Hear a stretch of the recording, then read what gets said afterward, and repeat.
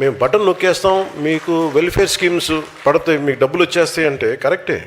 Hospitals infrastructure వదిలేశారు మీరు. Button నొక్కామని డబ్బులు పడ్డాయి అంటారు, కరెక్టే. మీరు హాస్పిటల్ ఇన్ఫ్రాస్ట్రక్చర్ వదిలేశారు. గవర్నమెంట్ హాస్పిటల్స్ ఎక్కడున్నాయి ఇప్పుడు అంత అద్భుతంగా? ఇప్పుడు తప్పని పెడతా ఉన్నాం ఎన్డీఏ ప్రభుత్వం వచ్చాక. ఎన్ని గవర్నమెంట్ హాస్పిటల్స్కి వెళ్తే క్వాలిటీ అత్యంత అద్భుతంగా ఉంటుంది. వై షుడ్ గో టు మనం ఎందుకు ప్రైవేట్ హాస్పిటల్స్కి వెళ్ళగలిగే పరిస్థితులు ఎందుకు ఉండాలి? మన గవర్నమెంట్ హాస్పిటల్స్ కూడా బాగుండాలి కదా. తమిళనాడులో బాగుంటాయి, పాండిచేరిలో కానీ. ఒక నిర్ణీతమైన ఒక పర్టికులర్ సంఖ్యాబలం ఉన్న జనాభాకి ఎన్ని హాస్పిటల్స్ ఉన్నాయి మనకి. గవర్నమెంట్ హాస్పిటల్స్ ఏవి పని చేస్తున్నాయి? గవర్నమెంట్ హాస్పిటల్స్కి ఒక ఎంఆర్ఐ స్కాన్ ఇస్తే అది మెయింటైన్ చేయగలుగుతున్నారా లేదా? డాక్టర్స్కి జీతాలు పెంచే పరిస్థితులు ఏదైనా ఉన్నాయా? ఎందుకు గవర్నమెంట్ హాస్పిటల్స్ వదిలేసి ప్రైవేట్ హాస్పిటల్స్కి వెళ్తున్నారంటే జీతాలు పెరగవు.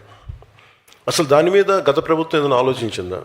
ఎంత ధైర్యం ఉంది మీకు? ఆఖరికి నాకు అర్థం కాదు. సంక్షేమ పథకాల గురించి కామెంట్ చేస్తారు. అదే సంక్షేమ పథకాలు ఇస్తామని మీరు గౌరవ ముఖ్యమంత్రి చంద్రబాబు నాయుడు, ఆనాటి ప్రతిపక్ష నాయకుడు, సంతకాలు పెట్టి మరీ బాండ్లు ఇచ్చారు మీరు. డీసీఎం గారు, నేను వాళ్ళ అనుచరులకు కూడా చెప్తా ఉన్నా, నాయకుడు మాట మీద నిలబడకపోతే నిలబెట్టాల్సిన బాధ్యత అనుచరులకి, ఫాలోవర్లకి, తత్వచింతన చెప్పే వాళ్ళకి ఉంటుంది కదా. గుర్తెచ్చుకోండి, ఒక రోజున ఎన్నికల ముందు బాండ్ పేపర్ లాగా ఇద్దరు సంతకాలు పెట్టించారు, ఇవన్నీ అమలు చేస్తాం మేము అని, అన్ని సంక్షేమ పథకాలు అమలు చేస్తామని. ఆ రోజున గుర్తు రాలేదా? ఆ రోజున సంక్షేమ పథకాల వలన లాభం లేదని గుర్తు రాలేదా? మీరు ఈ రోజున మళ్ళీ వైఎస్ఆర్సీపీని ఉదాహరణ. అసలు thankful to you my dear Pawan Kalyan ji. Jaganmohan Reddy గారి ప్రభుత్వం ఆంధ్రప్రదేశ్ రాష్ట్ర ప్రజల సంక్షేమం కోసం పనిచేసింది. సంక్షేమ రంగాన్ని మారుమూలకు కూడా విస్తరించింది. కులం లేకుండా, మతం లేకుండా, పార్టీ లేకుండా అందరికి కూడా ఇచ్చే విధంగా ప్రయత్నం చేసిన విషయాన్ని మీరు గుర్తించి మాట్లాడినందుకు, అంతకంటే బాగా చేస్తామని చెప్పి వచ్చారు బహుశా మీరు, చంద్రబాబు నాయుడు గారు. ఈ రోజున దానికి ఉపయోగం లేదు అని మాట్లాడుతూ ఉన్నారు.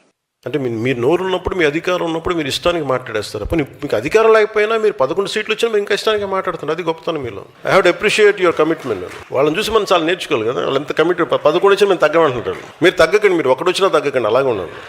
మీరు ఒకటి వచ్చినా తగ్గదు, అలా బలంగా ఉండండి. మిమ్మల్ని తగ్గమని ఎవడు చెప్పాడు? మీరు కరిగిపోండి, అయినా కానీ తగ్గకండి. మీరు అన్నారే వాళ్ళకు 11 వచ్చినా మారలేదు, మనము 1 వచ్చినా మారకూడదు అని.